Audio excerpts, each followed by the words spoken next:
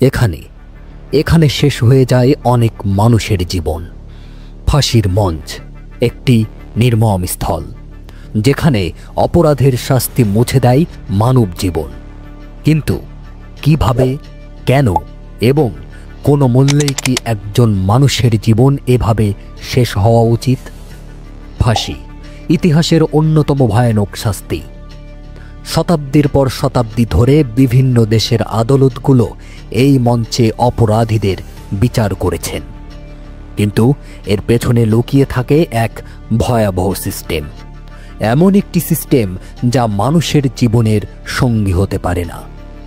অপরাধের শাস্তি হিসেবে ফাঁসির মঞ্চে তাদের শেষ নিঃশ্বাস আটকে যায়। কিন্তু এই প্রক্রিয়াটা কি একেবারেই নিরপেক্ষ? কতটা মানবিক? কোথায় শেষ হয় বিচার আর শুরু হয় অত্যাচার?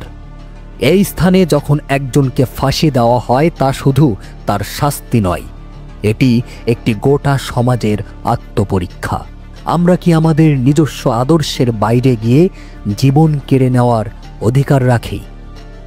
এটি একটি প্রশ্ন যার উত্তর শুধুমাত্র ইতিহাসে নয়, বরং আমাদের মানবিকতাতেও নিহিত।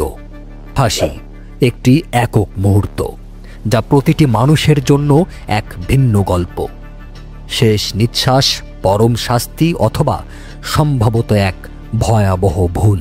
এর পেছনে ছড়িয়ে থাকে অগণিত প্রশ্ন, যার কোনো কিছুই পরিষ্কার নয়। ফাঁসি শেষ নয়, বরং একটি নতুন প্রশ্নের সূচনা। এই চূড়ান্ত সিদ্ধান্তের মঞ্চে দাঁড়িয়ে প্রশ্নের জাল ছেড়ে বেরিয়ে আসে কেবল একটিই প্রশ্ন: এটি কি আদৌ ন্যায়সঙ্গত? এটি শুধুমাত্র একটি মঞ্চ নয়, এটি আমাদের সমস্ত বিশ্বাস, নৈতিকতা এবং মানবতার এক কঠিন পরীক্ষা।